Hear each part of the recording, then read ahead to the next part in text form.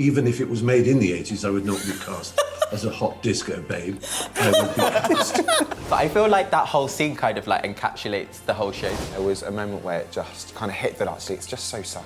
The moment I stepped on the set, I felt like it was a family.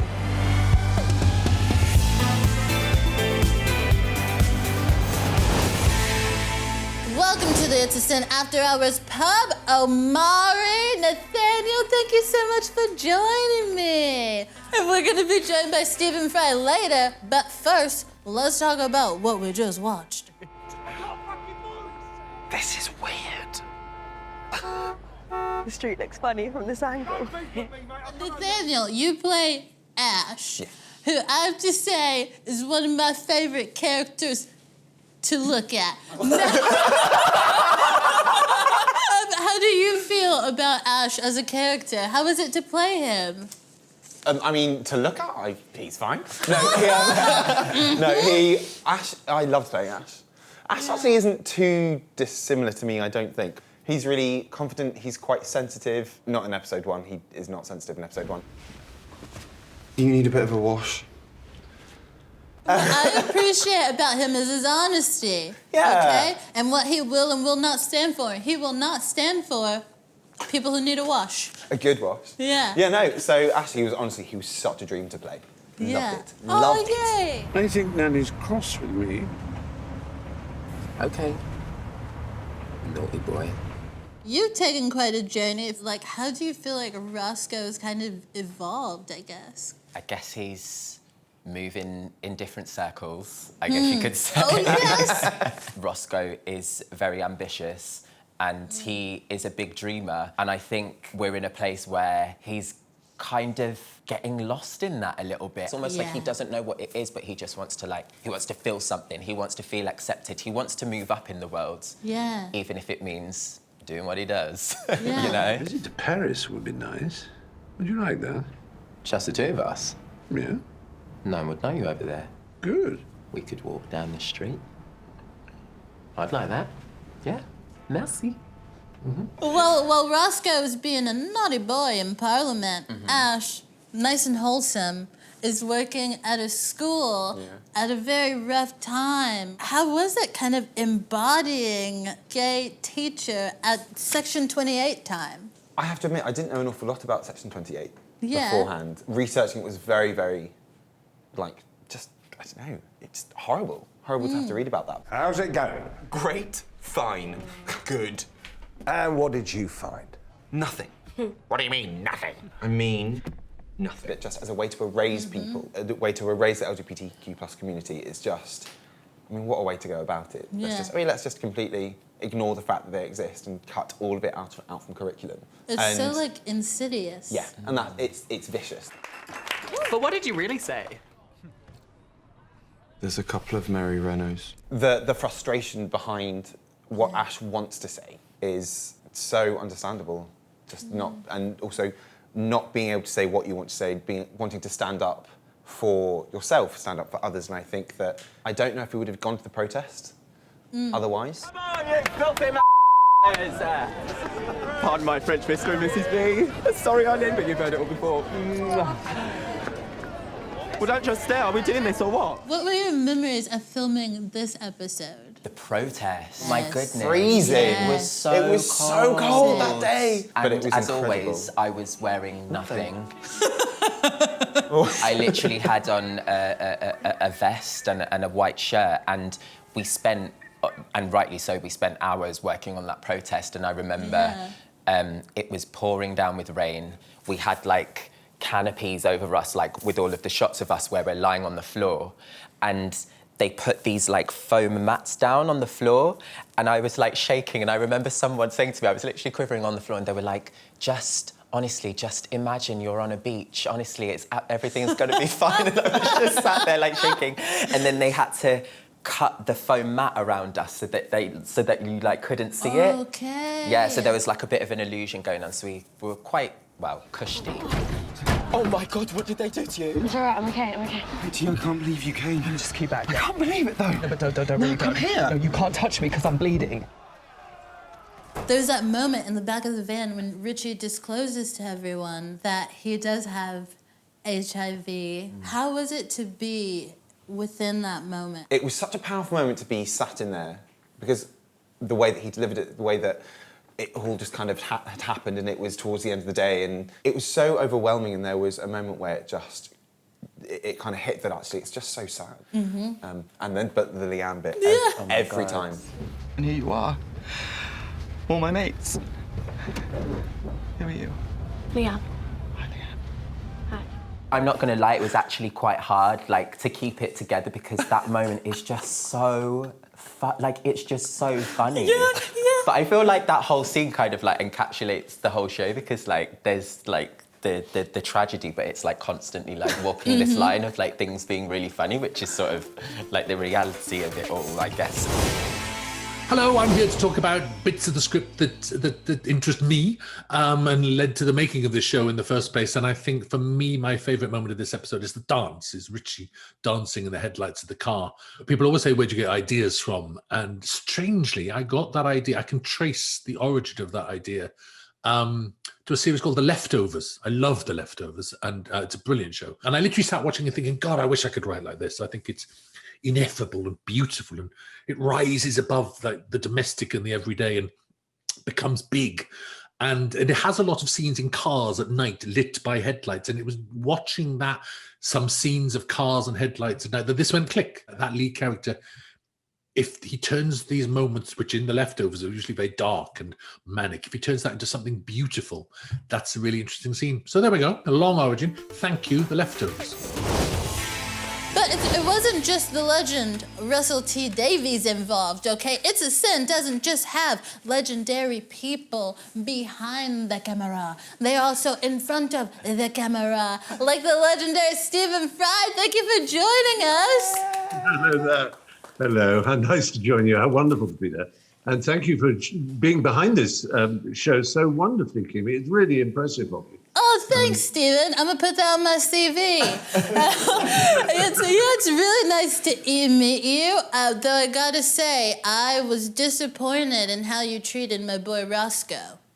I know, it's horrible when one has to play someone who is so unkind and unfeeling, but I have to say it was one of the most pleasurable few days of filming I've had in my overlong career, and Omari is a star, and he was so easy to work with. When was the last time you guys saw each other? Was our scene in Westminster, in Parliament, that was our final scene together, wasn't it? It was. Yeah.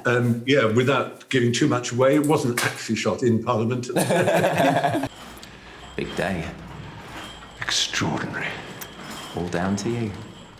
Isn't it just? You get a sense when you enter a set what the mood of it is, whether it's tense. And it was the moment I stepped on the set, I felt like it was a family. It was the most marvellous atmosphere. It really was incredible. There wasn't embarrassment, there was respect, there was humour, there was all the right things to allow, especially young actors like Omari, to allow them the freedom to experiment with their role, to relax and to play. Because sometimes on a film set you get people tutting and being disciplined and saying, oh, don't you even know how to hit your mark properly or something? I mean, they're I guess because they're sort of confident characters as well, like both of us to a degree. Like you just sort of have to slip into it, and then it's sort of quite freeing, like once you do slip into it. So. And if you're wrong and strong. And Stephen, you played a character called Arthur Garrison. He's a Tory MP. He loves Maggie Thatch. You guys did not have a lot in common, but did you see some of yourself in Arthur? No, I have to say not. It was obvious that if I was going to be in any drama about AIDS in the 80s, I was not going to be cast. Even if it was made in the 80s, I would not be cast as a hot disco babe. I would be cast as a pompous Tory MP, because for some reason DNA and upbringing and everything else has fated me to such. Now, we weren't alive in the 80s, which is nothing to brag about. But I want to ask, as someone who was there, is there any bit of the 80s that you missed? Yeah, I miss the optimism, the craziness, the exuberance. I mean, the first, I was not a night animal. I genuinely wasn't. So I forced myself in a terribly pathetic 80s way that I started to take cocaine just so that I could go out. Because without it, I couldn't even think of going to, I'd be in bed by 9 o'clock. And it was a period of nightlife and development of all kinds of things. But I left university in 1981 at exactly the time, mid-1981, was when the first reports of this strange gay-related immune deficiency grid hit the newsstands, or at least the gay newsstands. And exactly as Russell portrayed it, there was the skepticism, how can a disease know when someone's gay? It's all true, every word of it. Listen, my father preaches Armageddon every Sunday afternoon, and every Monday morning I wake up still alive. Go! Virologists and immunologists suddenly had to learn a huge amount more about virology and immunology. Being able to come up with vaccines for COVID in the space of less than a year is because of the huge amount of understanding that went on about the immune system. We're all standing on the shoulders of those dead boys and girls. Yeah. There are loads of parallels, I think. Well, I guess one's an epidemic and one's a pandemic. I feel like they're both pandemics. I think the idea is that an epidemic is an acute, localized outbreak. And a pandemic is an acute global outbreak.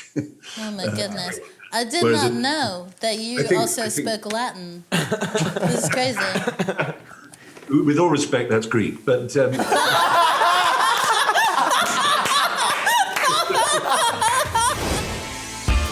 We're playing a game with our pink cup, and this week, the game is, now you heard of Dr. Jekyll and Mr. Hyde? This is Dr. Who or Mr. Fry. Wow! Don't say we don't try. Don't say it.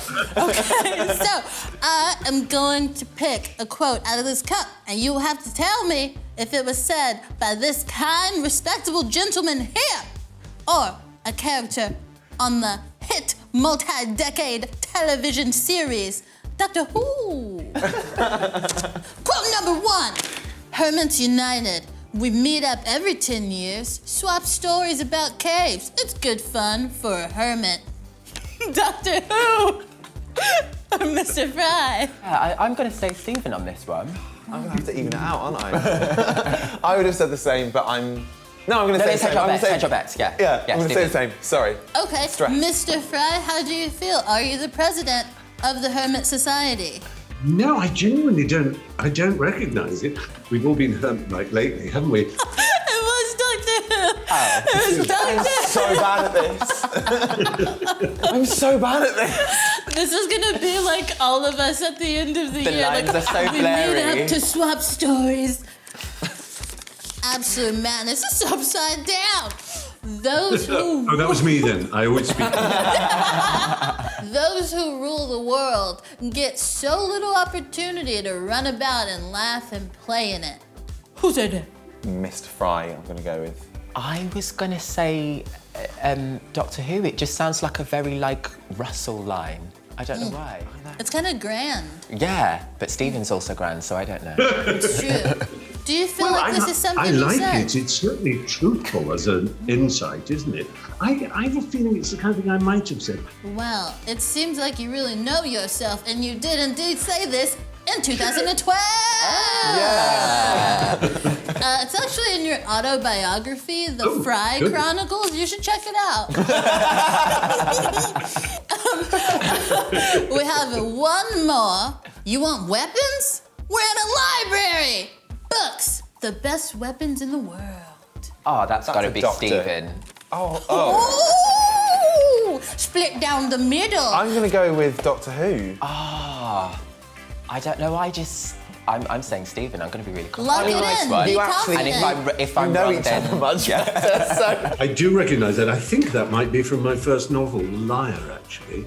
Well, I'm not calling you a liar, but you are definitely mistaken. This is Doctor Who! What? Yep, it's him trying to defend.